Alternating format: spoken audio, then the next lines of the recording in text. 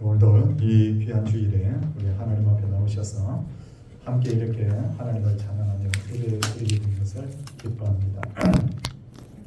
하나님 앞에 예배는 늘 신령과 그리고 진정의 예배가 되기를 바랍니다. 예배분들과 잠시 한번 인사하고 예배드리겠습니다. 반갑습니다. 네, 반갑습니다. 예, 이제 자리에서 다 일어서셔서 거룩하신 하나님을 찬양함으로 예배를 시작하겠습니다.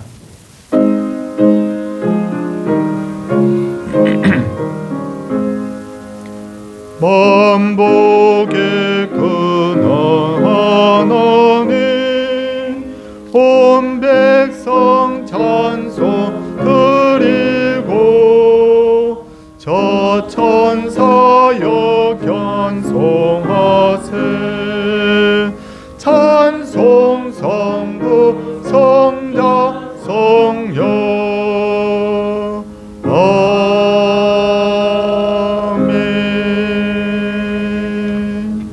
자리에 앉으시기 바랍니다. 성시 교독은 십계명입니다. 제1은 너는 나 외에는 다른 신들을 내게 두지 말라.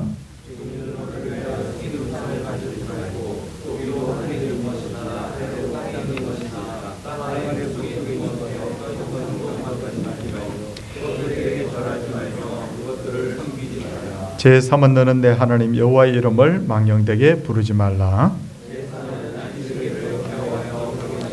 제5는 내 부모를 공경하라. 제7은 간음하지 말라. 제9는 내 이웃에 대하여 거짓 증거하지 말라.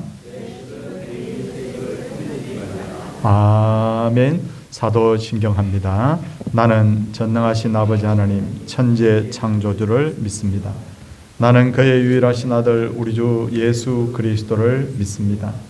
그는 성령으로 잉태되어 동정녀 마리아에게서 나시고 본디오 빌라도에게 고난을 받아 십자가에 못 박혀 죽으시고 장사된 지 사흘 만에 죽은 자 가운데서 다시 살아나셨으며 하늘에 오르시어 전능하신 아버지 하나님 우편에 앉아 계시다가 거기로부터 살아있는 자와 죽은 자를 심판하러 오십니다. 나는 성령을 믿으며 거룩한 공교회와 성도의 교제와 죄를 용서받는 것과 몸의 부활과 영생을 믿습니다. 아멘. 찬송 260장입니다.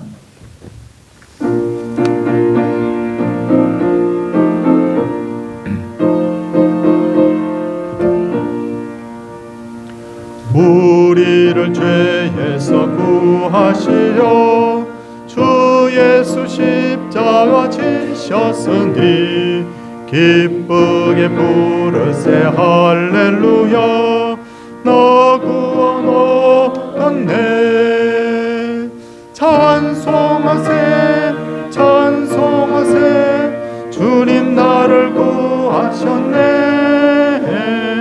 찬송하세 찬송하세 주가 구하셨네 우리를 주께서 구했으니 이전에 행하던 악한 일과 추하고 모러운 모든 죄를 온전히 버렸네 찬송하세 찬송하세 주님 나를 구하셨네 찬송하세 찬송하세 주가 구하셨네 나 지금 죄에서 사함받아 거룩한 백성이 되었으니 이 육신 장막을 벗을 때도 겁날 것 없겠네 찬송하세 찬송하세 주님 나를 구하셨네 찬송하세 찬송하세 주가 구하셨네 우리가 이 세상 떠날 때에 예수의 손목을 굳게 잡고 영원히 즐거운 천국에서 주 함께 살겠네. 찬송하세 찬송하세 주님 나를 구하셨네. 찬송하세 찬송하세 주가 구하셨네. 예배를 위해서 목사님 기도를 하시겠습니다.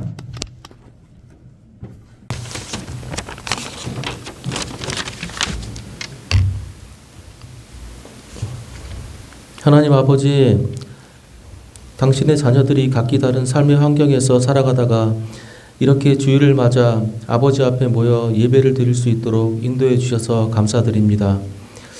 이 시간이 온 세상의 주인이시고 역사를 주관하시고 인간의 생사와 복을 주장하시는 하나님께 영광을 돌리는 시간이 되게 해주시고 우리를 죽기까지 사랑하시고 우리를 가장 선한 길로 인도하시는 하나님의 사랑과 성실을 한 번 더 깨닫고 감사하는 귀한 시간이 되게 해주시옵소서.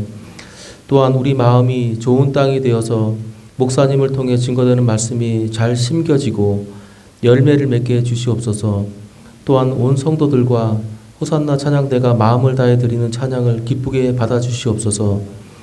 서울 동산교회 성도 한 명 한 명을 사랑하시고 인도하시는 하나님, 저희들 가운데 세상을 쉽게만 살아가는 사람은 한 명도 없습니다.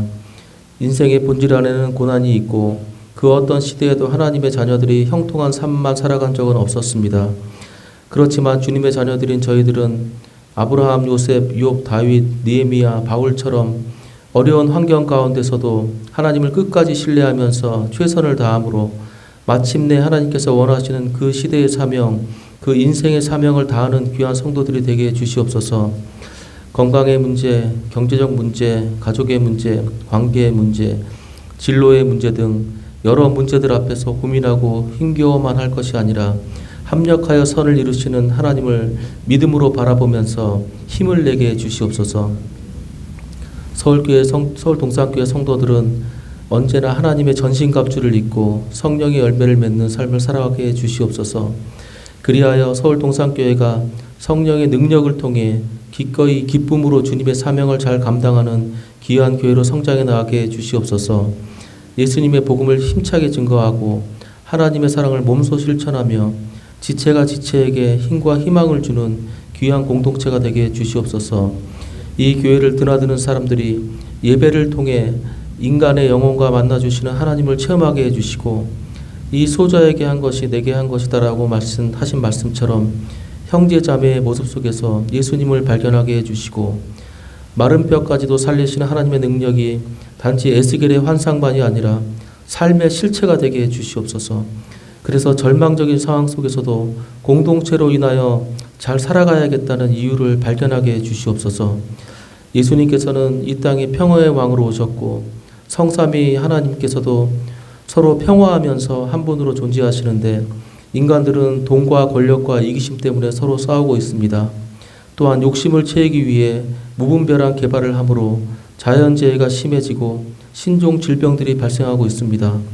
온 인류가 전쟁을 그치게 하시고 돈과 권력보다 인간의 생명과 존엄이 더 중요함을 철저히 깨닫게 하시고 무엇보다 살아계시고 역사하시는 하나님을 두려워하게 해주시옵소서.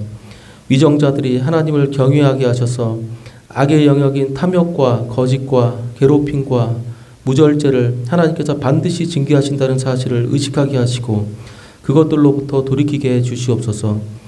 이제 4분기가 시작되었습니다.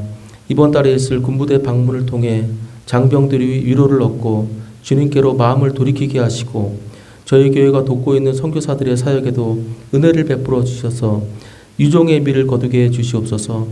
또한 담임 목사님과 장로님들께 믿음과 지혜와 건강을 주시고 섬김의 은사, 리더십의 은사를 더 부어주셔서 한 해의 남은 일정을 잘 감당하게 해주시고 내년도 계획도 잘 수립하게 해주시옵소서. 부교육자님들께도 동일한 은혜를 부어주셔서 맡은 부서에서 헌신적으로 사명을 감당할 때 아름다운 열매들이 맺히게 해주시옵소서. 이 모든 말씀 우리를 죄에서 구원하시고 삶 속에서 우리와 늘 동행하시며 영원한 하나님의 나라에서 우리와 영원히 함께하실 예수님의 이름으로 기도드립니다. 아멘.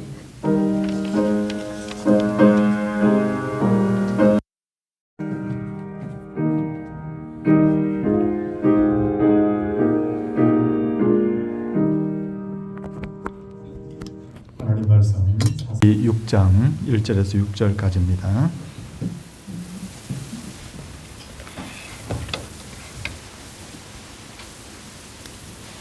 이스라엘 자손이 또 여호와의 목전에 악을 행하였으므로 여호와께서 7년 동안 그들을 미디안의 손에 넘겨주시니 미디안의 손이 이스라엘을 이긴지라. 이스라엘 자손이 미디안으로 말미암아 산에서 웅덩이와 굴과 산성을 자기들을 위하여 만들었으며 이스라엘이 파종한 때가 되면 미디안과 아말렉과 동방 사람들이 치러 올라와서 진을 치고 가사에 이르도록 토지 소산을 멸하여 이스라엘 가운데 먹을 것을 남겨두지 아니하며 양이나 소나 나귀도 남기지 아니하고 이는 그들이 그들의 짐승과 장막을 가지고 올라와 메뚜기 떼같이 많이 들어오니 그 사람과 낙타가 무수함이라.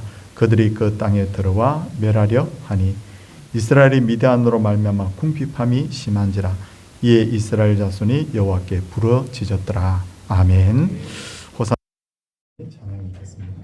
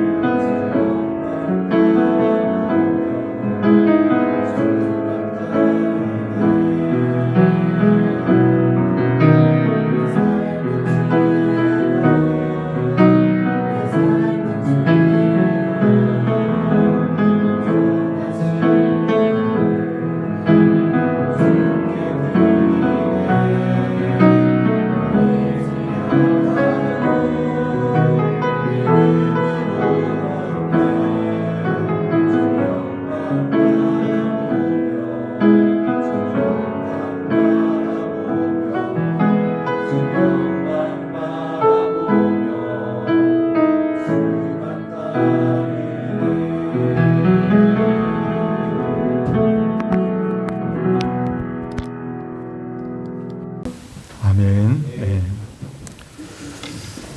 우리가 성경을 읽을 때 착각하지 말아야 될 것은 성경이 기록된 시기가 지금부터 2-3천 년 전이지만 사람들의 기본 품성은 조금도 달라지지 않았다는 것입니다.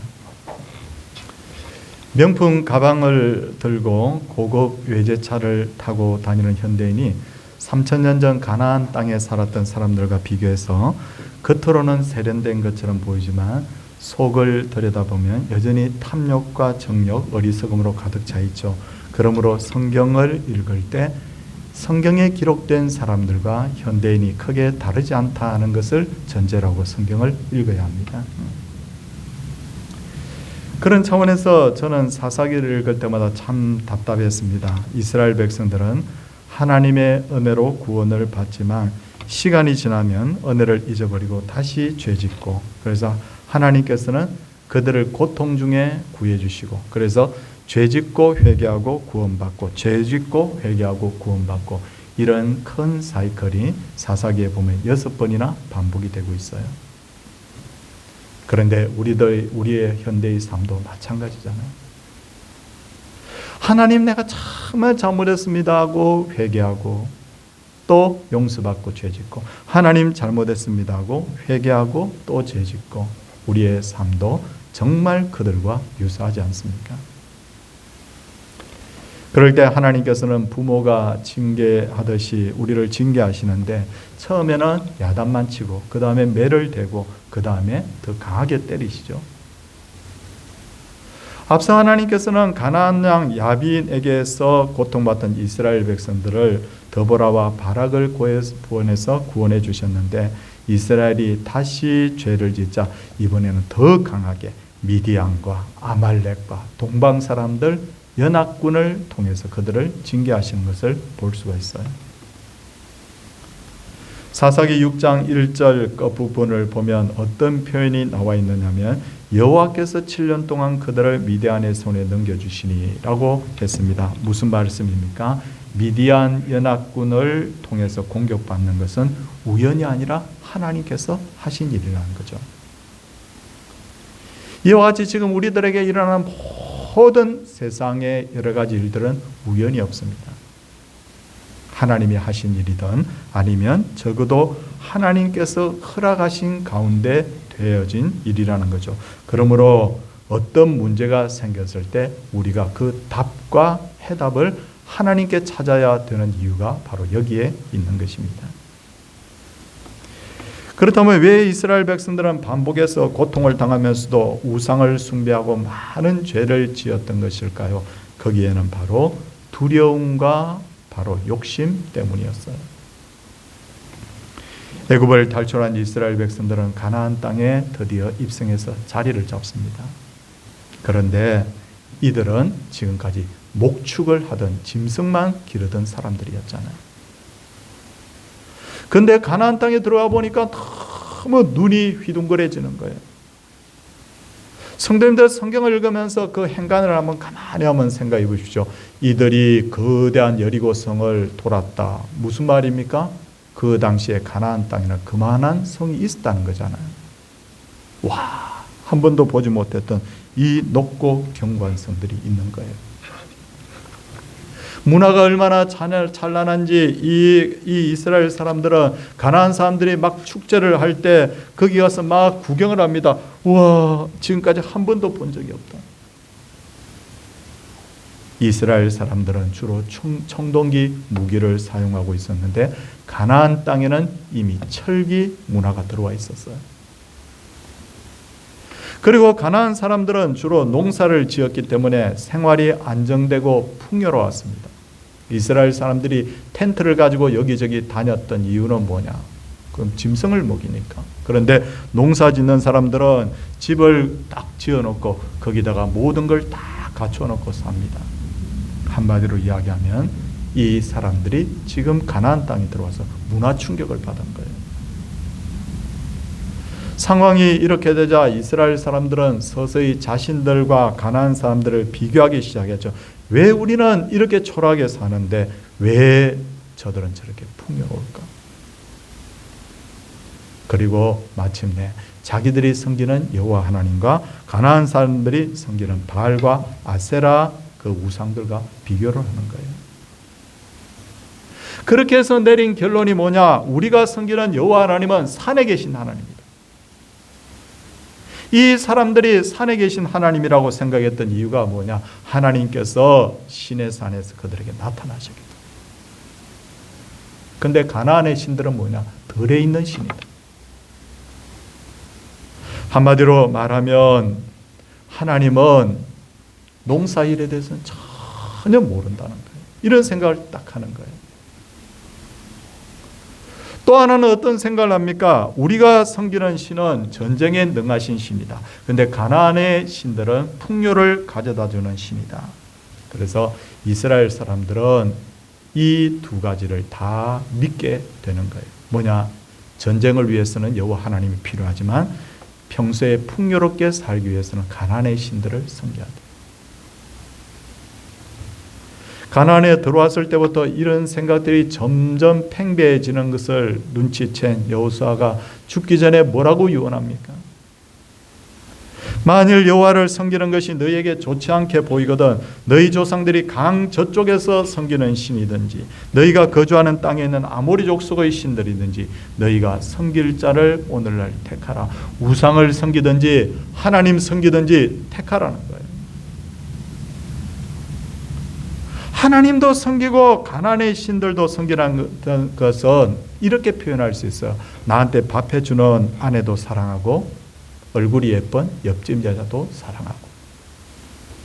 합리적인 것 같죠? 근데 하나님은 이것을 영적인 간음이라고 했어요.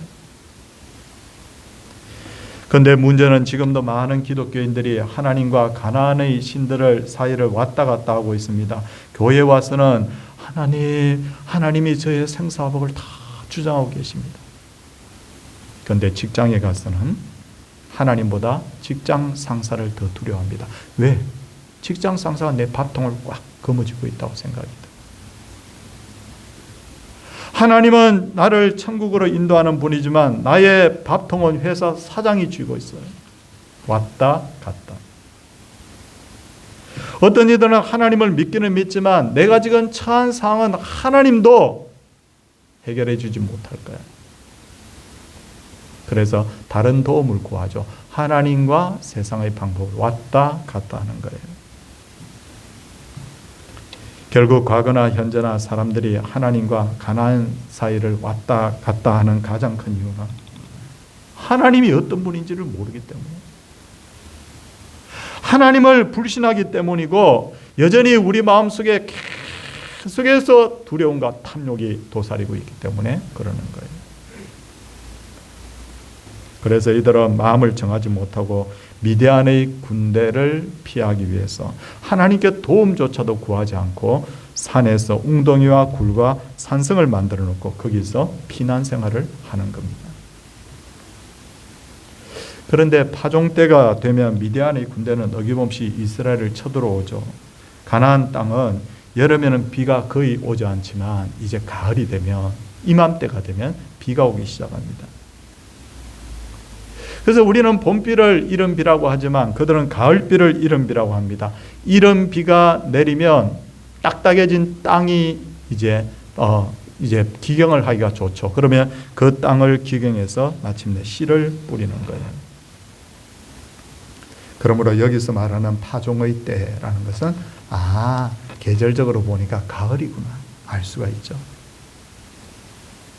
그런데 어떻게 됩니까? 이들이 보니까 5절 말씀을 우리 보시면 이 많은 어떤 것들을 한번 읽을 수가 있는데 이는 그들의 짐승과 장막을 가지고 올라왔는데 메뚜기 떼 같다. 뭡니까? 한번 그냥 쫙 와가지고 그냥 썰어 담고 그냥 가는 것이 아니라 많은 짐승들을 데리고 오고 심지어 장막을 가지고 와서 진을 치는 거예요. 그래서 파종을 해서 싹이 올라오기 시작하면 짐승들하고 이렇게 뜯게 하는 거예요. 오랫동안 상당히 긴 시간 동안 이 이스라엘 백성들 속에 거하면서 괴롭힌 것을 알 수가 있어요.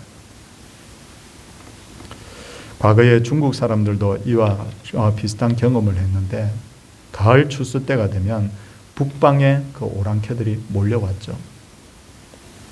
그래서 가을 거지를 한 것을 싹 약탈해 갔습니다. 그래서 이 중국 사람들은 하늘이 높은 가을, 그러면 군인들이 태우는 말이 살찌는 그 가을이 되면 너무너무 그것을 두려워했다고 해서 이것을 천고마비의 계절이다 했는데 우리나라는 긍정적인 표현으로 쓰지만 그 중국 사람들은 사실 이 유래 자체는 굉장히 아픔이 담겨 있는 한자 성어예요.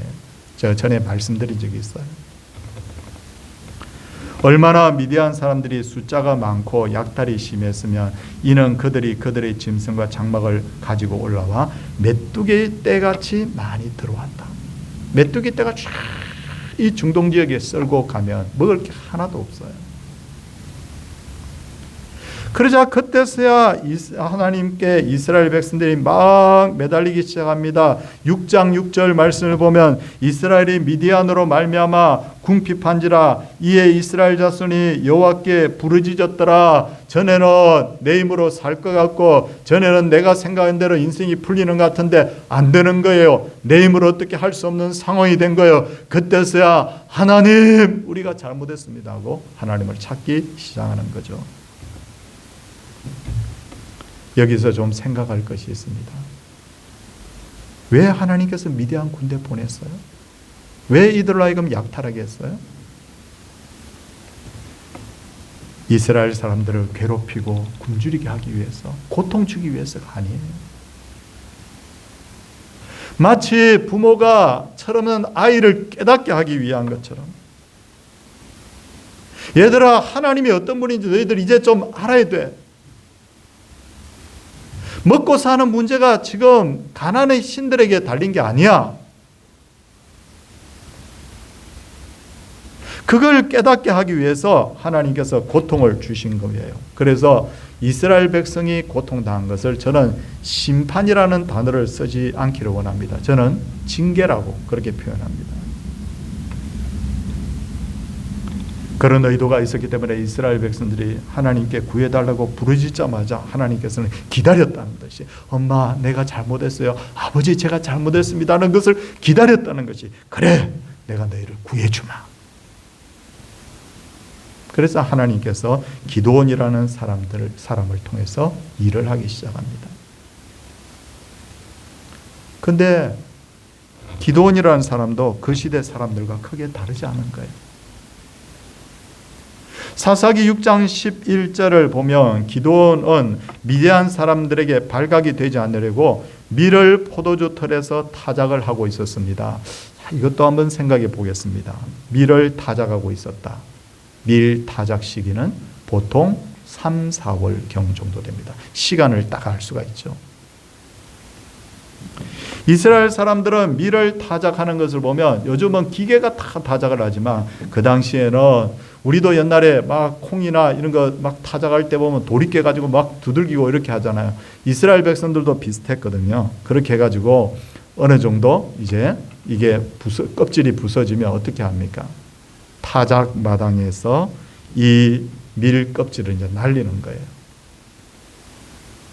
그러니까 타작 마당이라는 것은 어떠냐면 위치가 꽤 높은 언덕에 바람이 잘 부는 곳에 있는 거예요.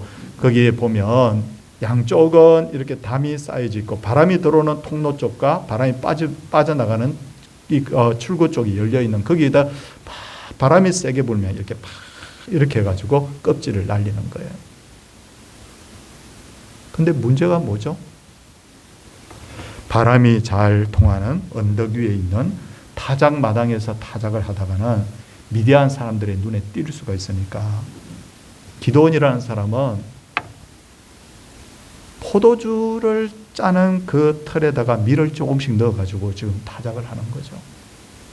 무슨 말입니까? 기드온도 미디안을 두려워하고 있다.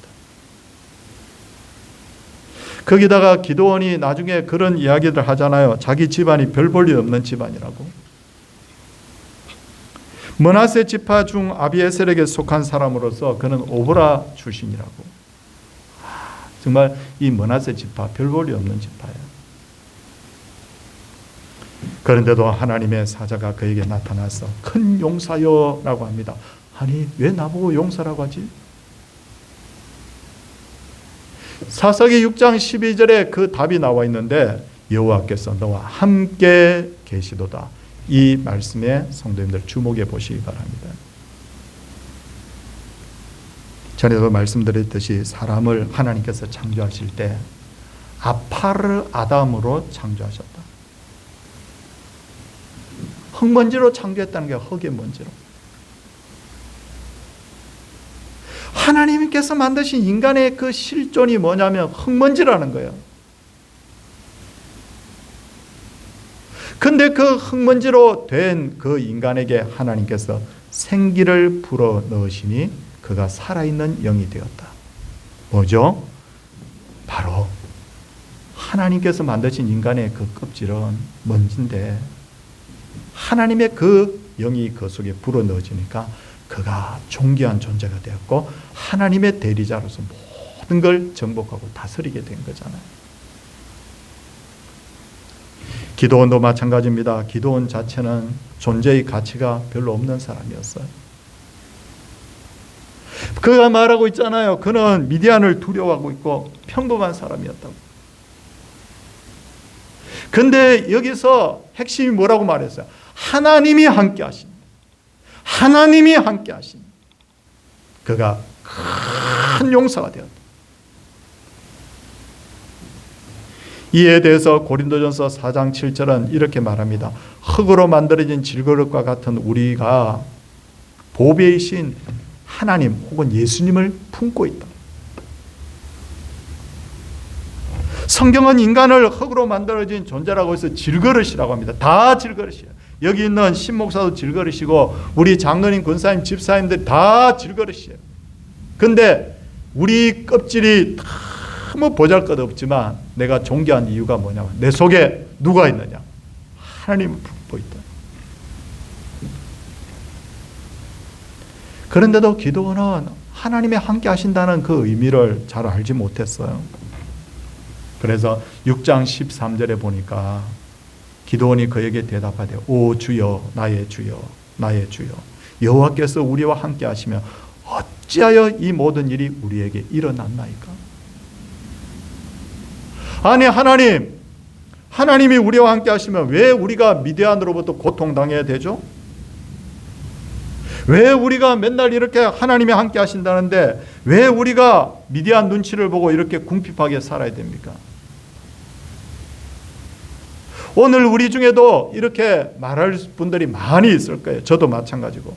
왜 내가 하나님의 사람이라면 하나님이 내가 함께 하는데 왜 내가 몸이 아파야 되죠?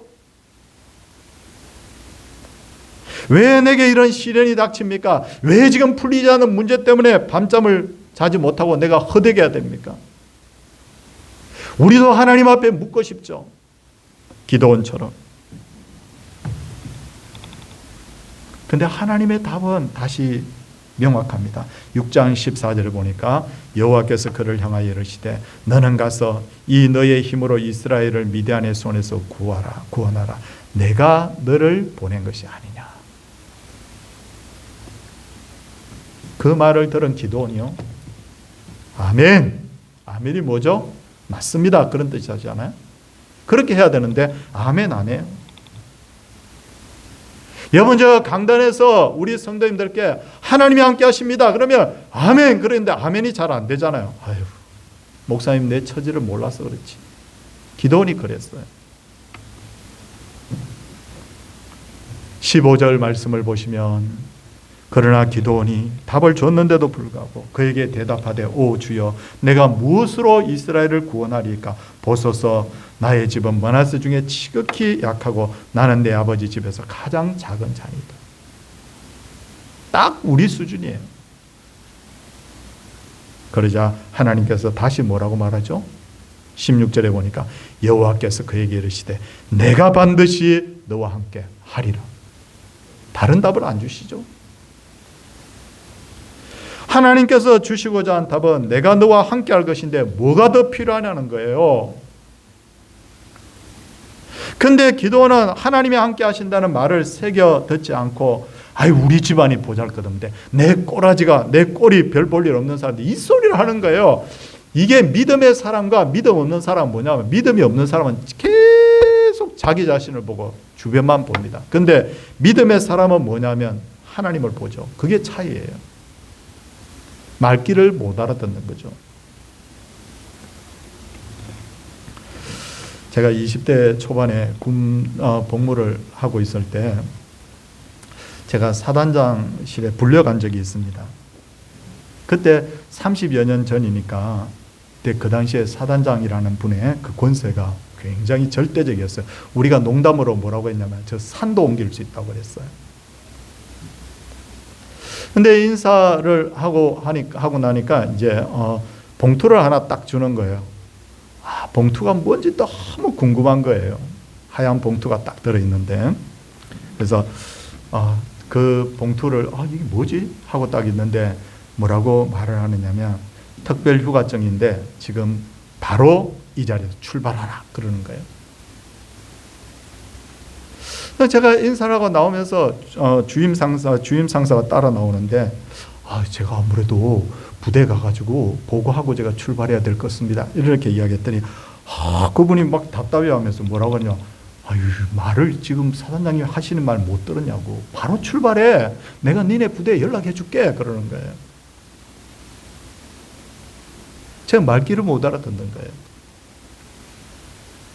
제가 다시 부대로 돌아와가지고 부대 간부에게 만나가지고 있었던 일을 이야기를 하니까 깜짝 놀라면서 왜 왔어? 그러는 거예요. 출발해야지. 지금 이 부대 제일 높은 분이 거기에 도장을 딱 찍어가지고 너한테 지금 출발하라고 했는데 이게 뭐예요? 말귀를 못 알아듣는 거잖아요.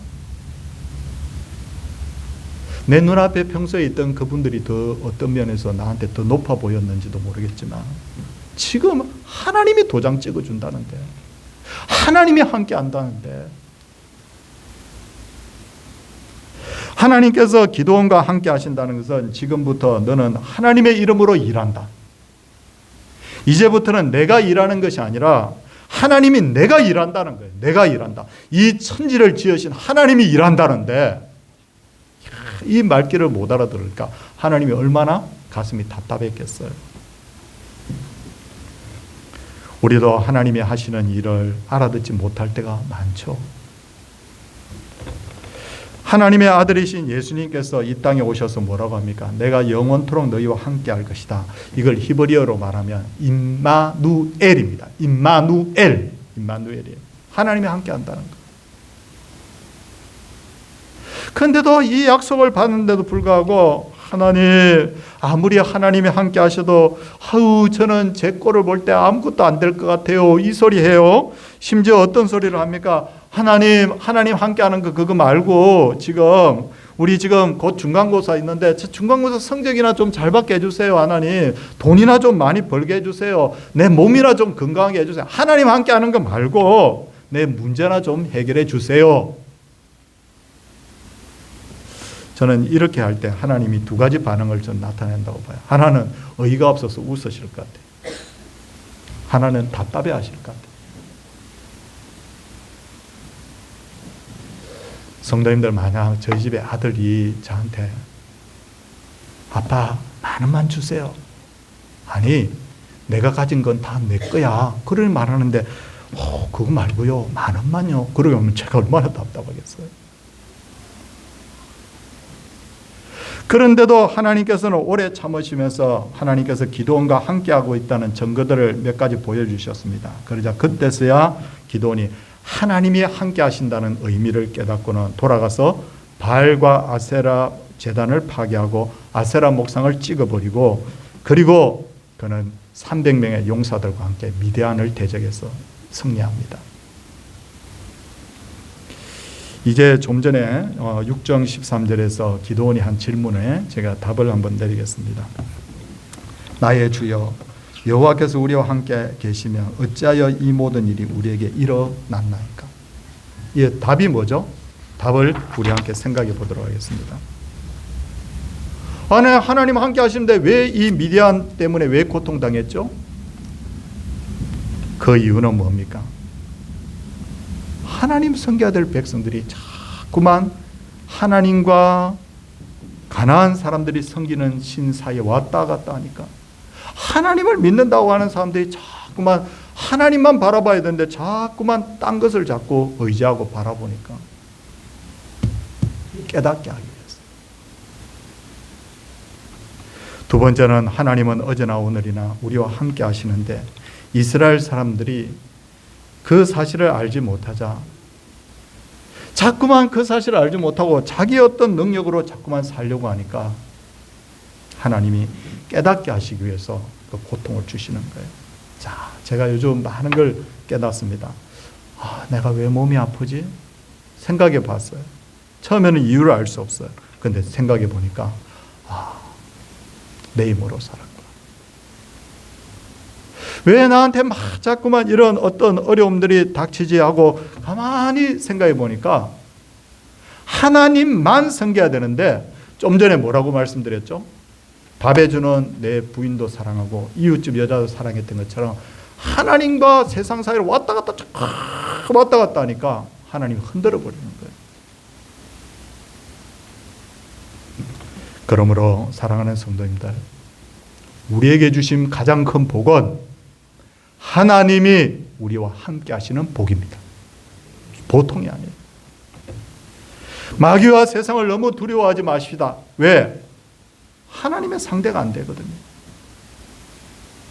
어려운 문제가 있을 때마다 예수님이 뭐라고 말씀하셨어요? 내가 돈 줄게, 내가 뭘 줄게. 그게 아니라 내 이름으로 기도하라.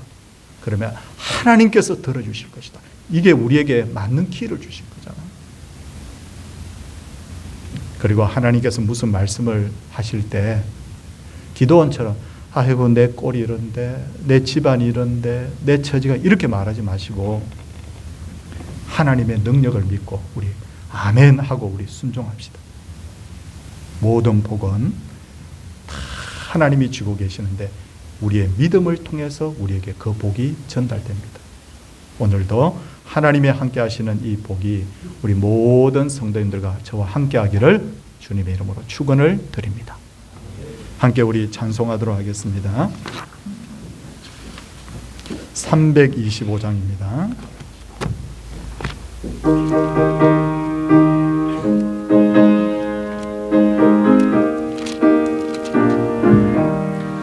예수가 함께 계시니 시험이 오나 겁없네. 기쁨의 근원 되시는 예수를 위해 삽시다. 날마다 주를 섬기며 언제나 주를 기리고 그 사랑 안에 살면서 딴 길로 가지 맙시다. 이 세상 사는 동안에 주 이름 전파하면서 무한한 복나 주시는 예수를 위해 삽시다. 날마다 주를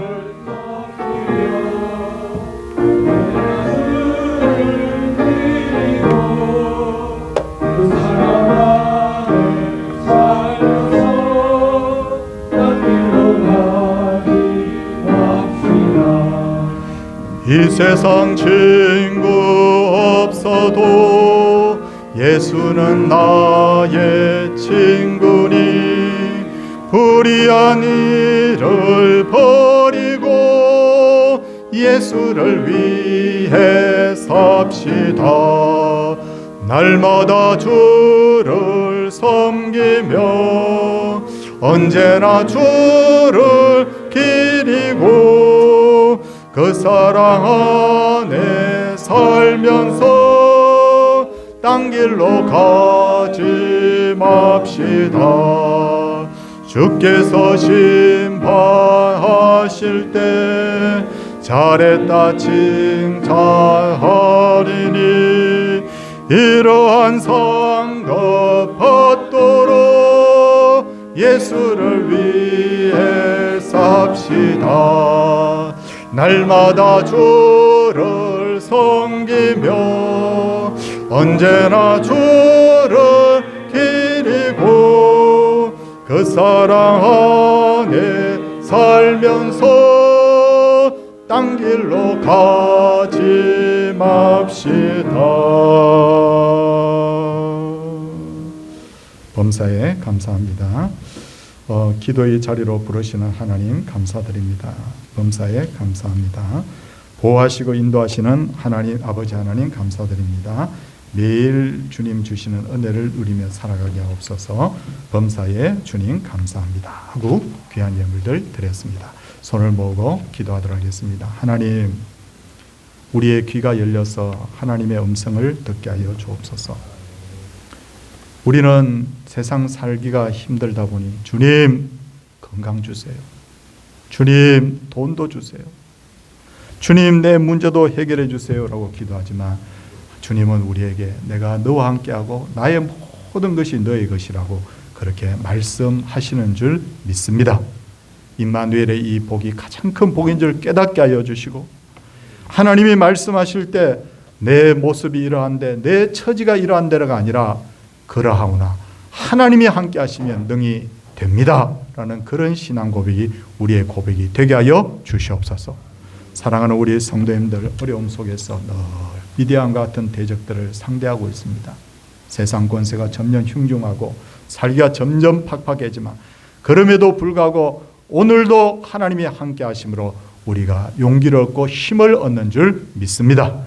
사람이 보기에 불가능한 문제도 하나님 보시기에 불가능한 문제 없는 줄 믿사오니 성도들이 처한 어려운 상황들이 주님의 은혜로 해결되게 하여 주시옵시고 성도들이 갖고 있는 모든 질병들이 물러가게 하여 주시옵시고 우리 성도들과 특별히 우리 청년들이 미래를 놓고 불안해하면서 살아가고 있는데 주여 두려워하는 마음이 아니라 믿음의 마음으로 삶을 새롭게 열어가게 하여 주시옵소서. 사랑의 주님, 이 땅의 주인은 하나님이신 줄 믿습니다. 열방의 전쟁과 하나님의 여러 가지 재앙들이 거치게 하여 주시옵시고 이 땅이 평화의 땅이요 이 땅이 복음의 땅이 될 수 있도록 하나님 역사하여 주시옵소서. 사랑의 주님, 우리 주님만 보고 일하게 하여 주시옵시고 오늘도 이 믿음 더욱 굳세어서 능히 세상을 이기는 그리스도인들 되게 하여 주시옵소서. 귀한 예물들 하나님 앞에 드렸습니다. 아버지 하나님께서 이 모든 예물을 받아주시옵시되 특별히 그 소중한 마음, 그 하나님이 사랑하는 마음을 험양하여 주시고 복이 복을 잇대는 그런 놀라운 복이 우리 성도님들과 함께 하게 하여 주옵소서. 우리를 죄악에서 구원하신 예수님 이름으로 기도드리옵나이다. 아멘. 다 자리에서 일어서셔서 620장 우리 찬송하겠습니다.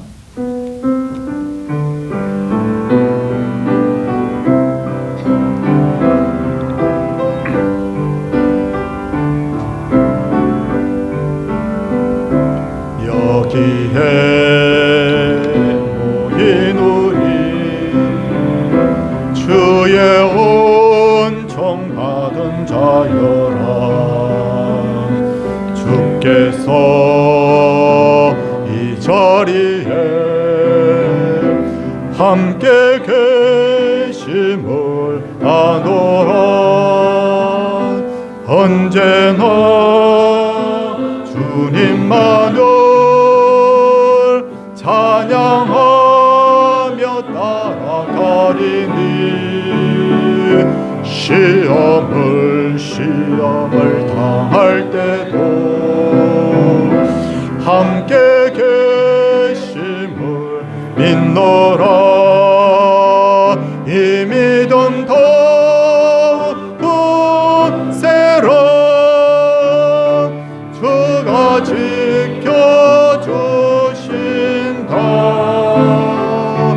어두운 밤에도 주의 밝은 빛 인도하여 주신다. 주 예수 그리스도의 은혜와 하나님의 크신 사랑과 성령의 깨닫게 하심과 동행하심의 놀라운 역사가 하나님의 사람들 위해 특별히 그 자녀들 위해와 가정과 생업 위해 핏값으로 사신 이 교회 위에 열방의 모든 교회들 위해 이제로부터 영원토록 함께 있을지어다. 아멘.